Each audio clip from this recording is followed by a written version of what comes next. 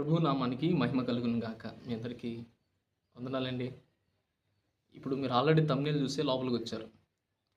ఏం జరుగుతుందంటే ప్రవీణ్ పగడాల గారి గురించి సమాజంలో బహుగా మనం దాన్ని చూస్తున్నాం. సోషల్ మీడియాలో గానీ, ఇంకా అనేకమైన యూట్యూబ్ ప్లాట్‌ఫామ్ మీద గానీ వాటిని ఎక్కువగా మనం సెర్చింగ్ చేసి చూస్తున్న విషయం ఇది.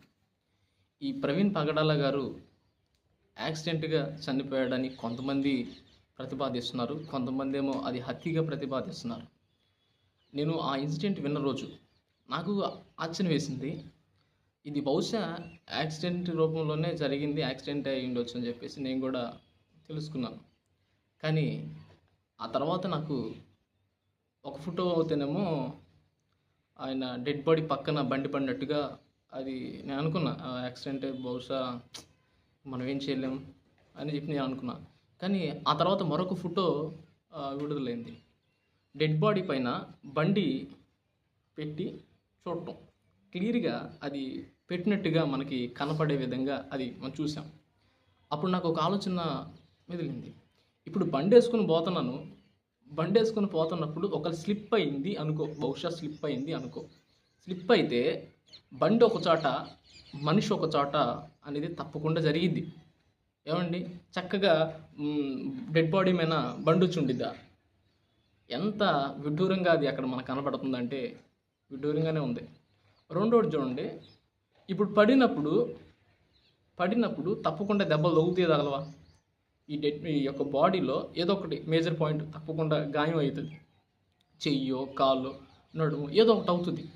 కానీ ఎక్కడ మనకి గాయం కానొస్తుందంటే ఇక్కడ ఆయన హెల్మెట్ పెట్టిన కాడ గాయం కానొస్తుంది. ఇది కూడా వీటన్నిటిని విడిచిపెట్టేసి కొన్ని న్యూస్ ఛానల్ ఏం చేస్తున్నాయి అంటే తప్పుడు ఫుటేజ్ని తీసుకొని చిత్రీకరించి చూపిస్తున్నారు. పలానా చాట బార్ షాప్లో ప్రవీణ్ పగడాల గారు ఉన్నారు, ఇదిగో చూడండి అని చెప్పేసి పదే ఆ తప్పుడు యొక్క ఫుటేజ్ని చూపిస్తున్నారు. సరే, ఐజీ అశోక్ కుమార్ గారు అన్నారు ఆ ఫుటేజ్తో మాకు సంబంధమే లేదన్నారు.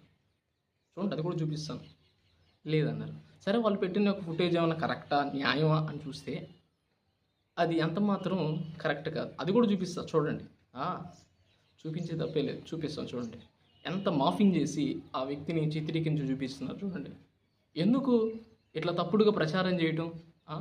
ఈ తప్పుడు ప్రచారం చేయడం ద్వారా వారి కుటుంబం ఎంత బాధకరంగా ఉంటుంది, ఎంత బాధపడుతుంది, ఎంత వేదన పడుతుంది. ఆయన ఒక దైవజనుడు కదా, ఆయన యథార్థంగా సేవ చేస్తున్నాడు కదా, రోషం కలిగి సేవ చేస్తున్నాడు కదా, నీతి న్యాయం కలిగి ఆయన బ్రతుకుతున్నాడు కదా, ఆయన మీద ఈ తప్పుడు ప్రచారాలు ఎందుకు చేస్తున్నారని నేను అడుగుతున్నాను. ఈ ఫుటేజ్ మీకు ఎవరిచ్చారు? ఎక్కడిది? గవర్నమెంట్ వారు ఏమైనా ఇచ్చారా? పోలీసు వారు ఇవ్వలేదనే చెప్తుంది. మీకు ఎక్కడిది? సరే, ఇచ్చారు. అది అక్కడే దొరుకుతుంది, నీకెవరు చెప్పారు?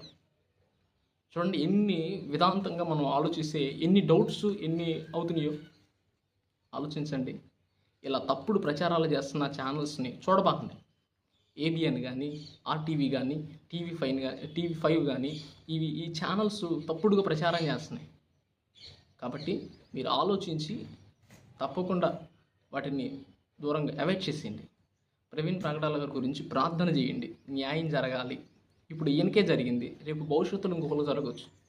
అలా జరగకుండా మన స్వరం విప్పినప్పుడు తప్పకుండా దాన్ని తగిన న్యాయం మనకి జరుగుతుంది.